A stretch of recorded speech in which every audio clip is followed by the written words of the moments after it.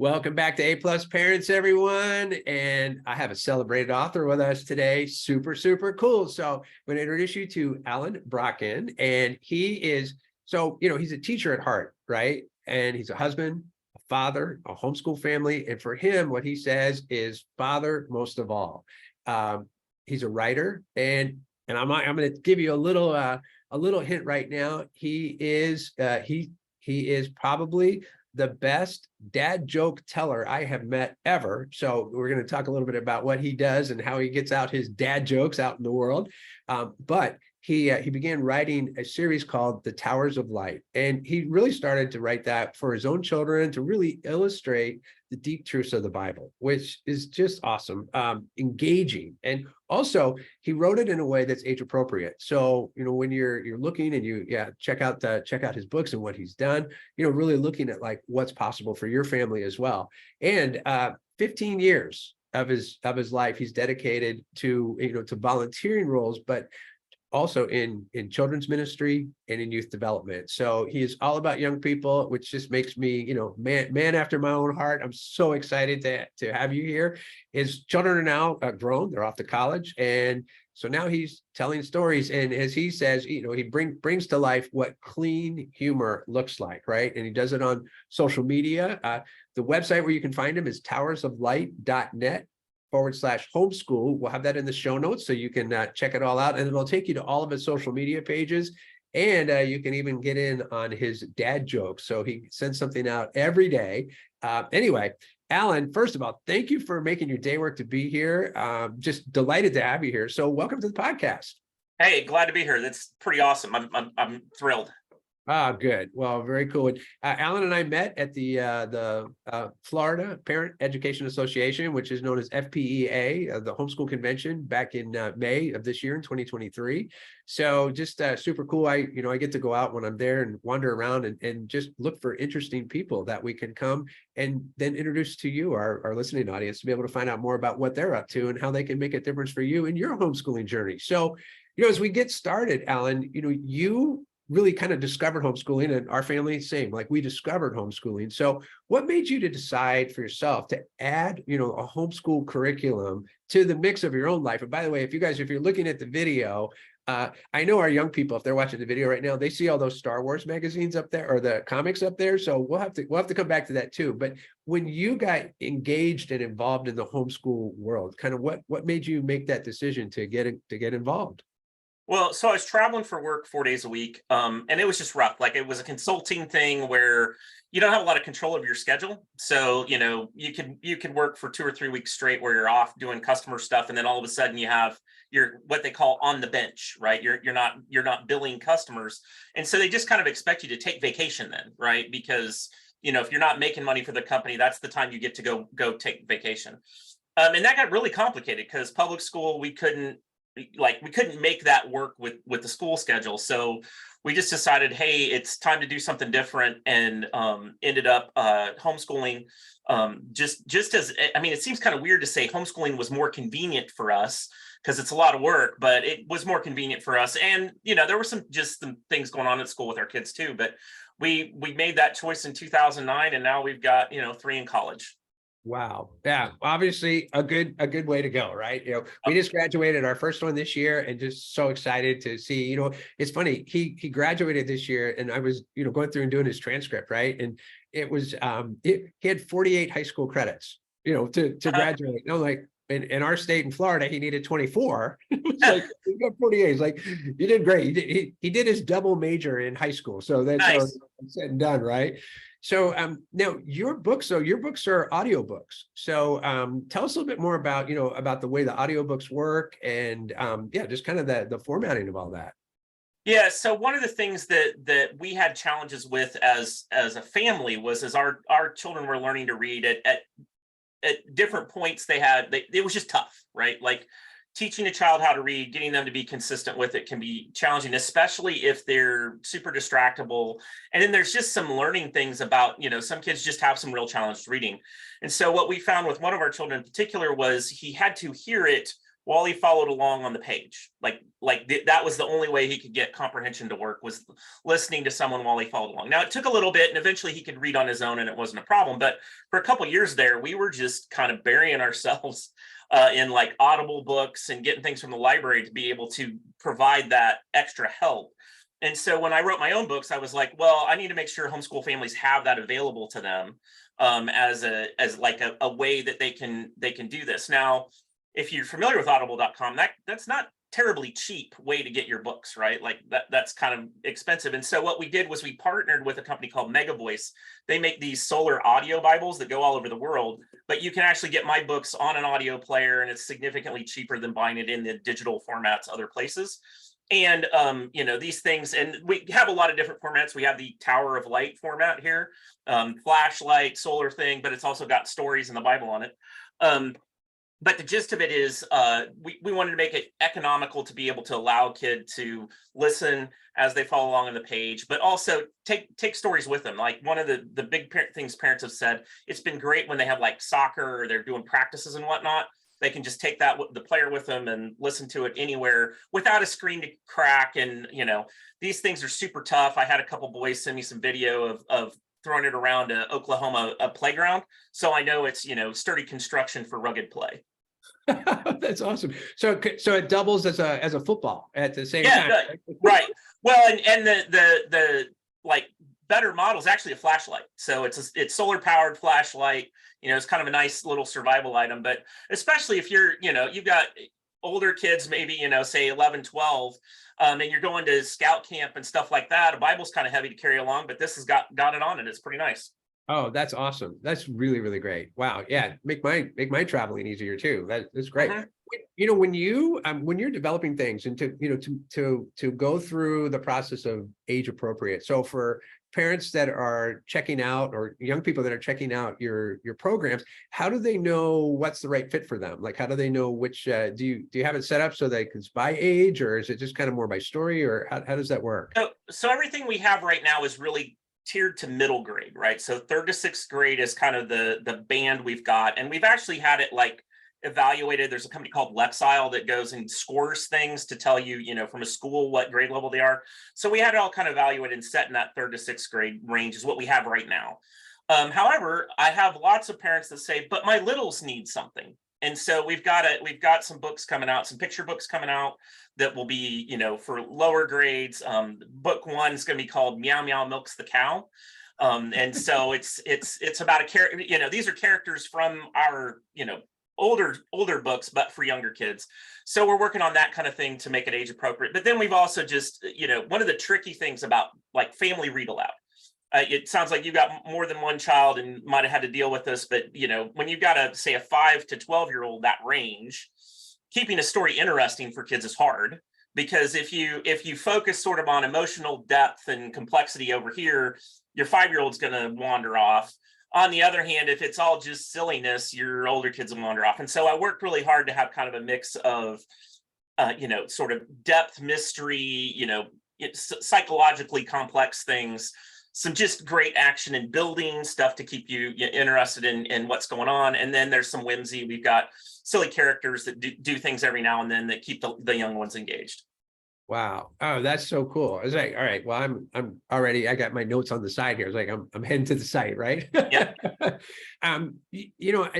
It's interesting because you mentioned about traveling, and doing the conventions and all the different places that I, have a chance to travel to. And I end up traveling internationally quite a bit. And, oftentimes my kids are coming with me, but most of the time they don't. It's you think about when you're out and you're traveling and you want to share what's happening, and you want to share what's happening, but it's in the midst of, you're in the middle of traveling, and so you've got all of your work life going on, or whatever it is that you're up to and doing, and to get back to the family and to keep engaged and keep things going. It's for me, it's like I'm like, oh wow, what do I want to share today? And then it's like, and then and I share something, and then I think later, oh no, you know what, no, it probably could have been this, right? So it's kind of like, I kind of lost for words. So do you have, like, for parents that whether they're traveling or not traveling, just especially in the home, being homeschooled, and oftentimes I think we it's like, do we get to that point where conversations is like, how do we keep the conversation moving forward? And how do we keep focusing on why we do what we do? So, if you look at like advice you have for parents, because as a storyteller and as a writer and as a dad and as a teacher, pulling all those things together, what advice do you have for parents that maybe they've just kind of run out of words for what to share and what to say? Well, I think that was my problem myself, right? Like I was traveling, I was getting up at 4 a.m., traveling to customers, spending all day there. And by the time I got to a hotel where I could call home, it might be, from 4 a.m. to 8 p.m., I was just on. And then I'd call home and my kids would be like, "Hey, Daddy, what'd you do today?"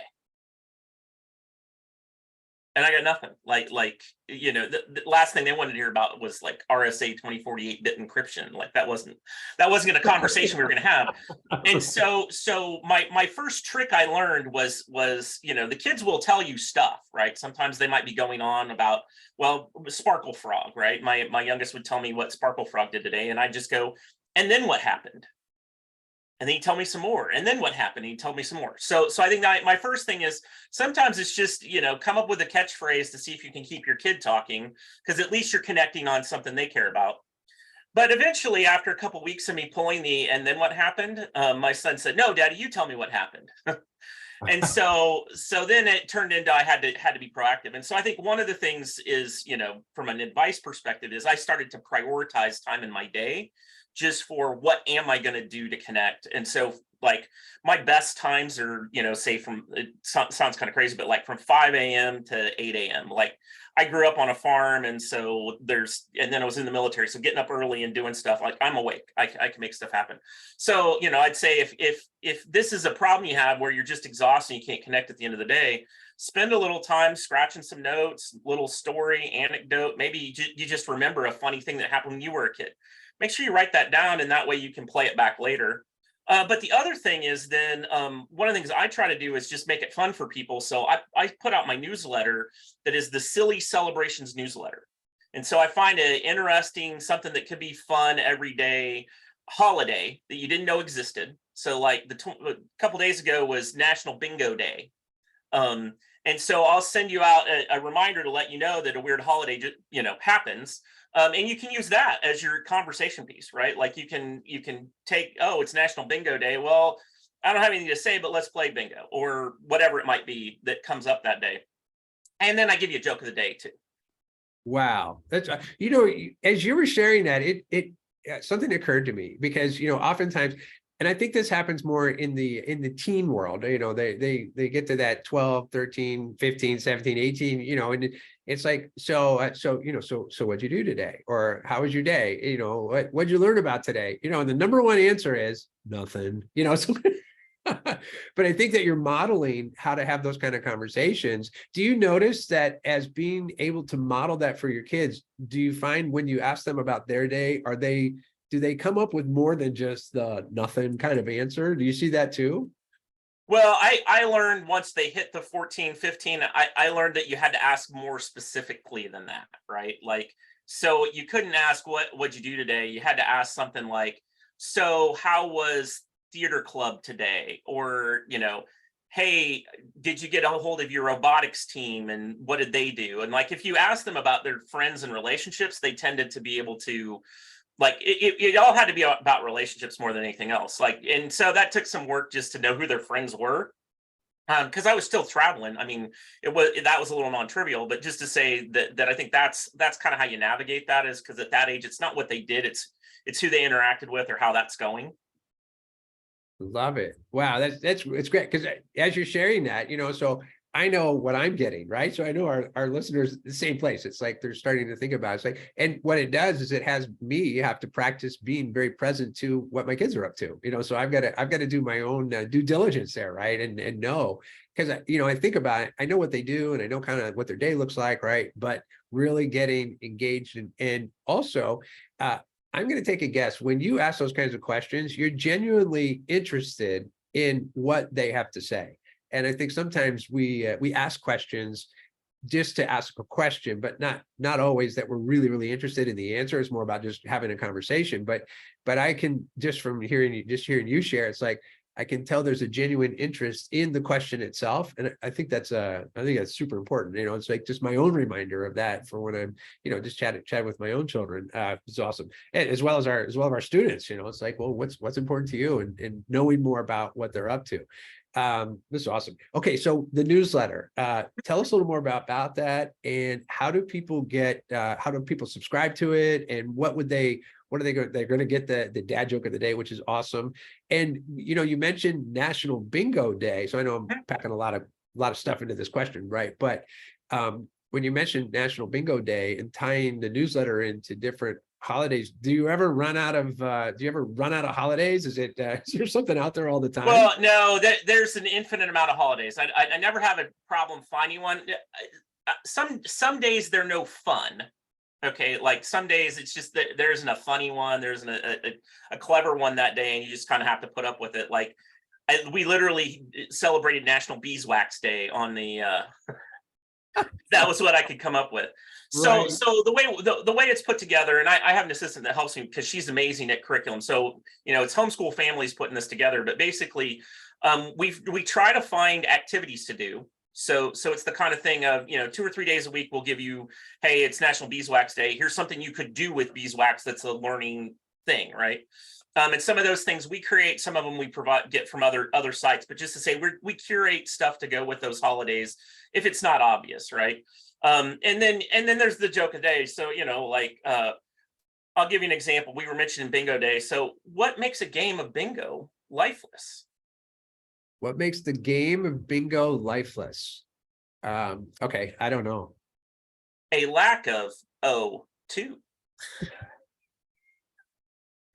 See, I'm not telling you these are quality jokes. I'm just saying there's a joke of the day, and that's very intentional though, because right. there is a true thing I have found of boys I have met and interacted with from the ages of about 8 to 12 love joke of the day. It's like their favorite thing. And I remember when I was a kid, my dad would get a joke book and I would just sit there and read it and read it and read it. So that's why I tried to put that out. Someday I may actually put out a joke book, but I don't have one yet. But anyway, so what you get, if you subscribe to my newsletter, every Tuesday about 9 in the morning Central Time, email goes out, and now you have from basically Wednesday to the next Tuesday, 7 days of things. So you can plan for it too. Like it's the thing of you get it early. Sometimes the projects might need a little something to do. Maybe it's a recipe, maybe it's, I don't know. We do lots of different things for projects. I love that, because it's like how oftentimes that that you're in the middle of your day and you need to just kind of just take a break and step back and like, okay, we're math, science, history, whatever it all looks like, or writing and language arts. And there are those times that you need to just step back and look at life from a place where you can get, maybe not take it so serious, but at the same time, bring something in that you can discover, like beeswax. Like I would never think of, there's a National Beeswax Day, but then how do you bring in something that would tie in to the celebration of the day? Yeah. That also provides something that makes a difference. So I love that you are doing that. It's just so cool. And the fact that you have a team in place that is coming from the homeschool world that looks to see about how they can create, and for how many parents that must love being able to know it's like when they need that extra thing, you're there and you're there to provide for them. So it was really, really awesome. Well, and just one thing on that. I mean, I just know there are days where I can't curriculum today. I just can't do it. I can't do whatever it was I was supposed to do. And this just gives you a good way to like, oh, well, maybe we'll go do this. Right. Oh, that's great. I mean, I notice this too. It's like if I take a break from something because I just kind of hit that wall, and it's like I need to stop and just do something different. But that taking something that may not be completely connected ends up connecting me back to what I was doing in the first place, and it kind of opens up something that may not have been there before. So, yeah, totally. Yeah, that's really great. Okay, so the comic books, tell us about that, because there you are, Star Wars is hanging on the wall. Tell us about the comics and what prompted, like, you've got a huge collection there, right? Tell us about that.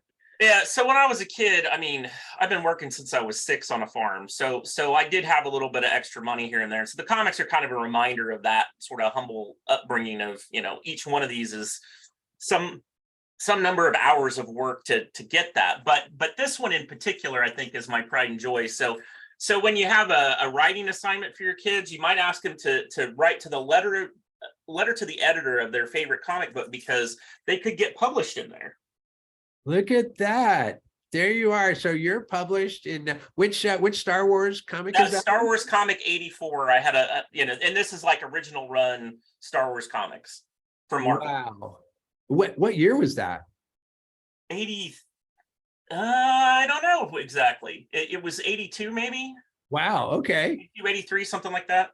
Right. Oh my gosh. What a great idea. So like, yeah, write a letter to the editor. I think it's great. You know, how often that we think about doing those things, but you're actually somebody who did that, right? So well, I mean, I have to give credit to Mrs. Matheson, my fourth grade teacher, because she told us we had to write a letter to the editor. She did not define editor of what, and so I wrote to the Star Wars comic book.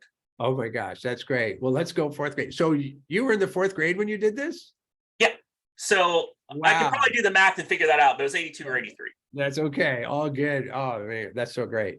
Yeah, it's funny because I think back to the Star Wars days, right? And I remember going in high school, going to the first movie, you know, and seeing it, and just how amazing it was. So, of course, that dates me even more to be in high school and get back to episode 4, the original Star Wars, right? So, yeah. That's awesome. So Alan, so people that are getting in touch with you, the best way for them to do that is through the site. Do they, so there's the Towers of Light, towersoflight.net/homeschool. If they don't put /homeschool, do they still get there? Yeah. The homeschool just has the curriculum and all the homeschool specific resources. If you just go to towersoflight.net, it's got the books and it's got subscribe and a contact form. Like towersoflight.net will get you everything. It's just homeschool's a quick short thing specifically to the curriculum.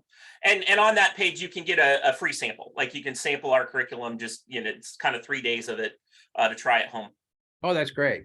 And they can get access to your newsletter from there as well. Right? Oh, that's perfect. That's awesome. Do you have a timeline? Like you have some new things coming up? Do you have a first kind of a yeah, so God willing, in November, book 6 of the Towers of Light series will be out. And then throughout the fall, we'll be releasing audiobooks for the last 3 books in the series, homeschool curriculum for the last 3 books of the series, and hopefully we'll also have Meow Meow Milks the Cow out for the littles.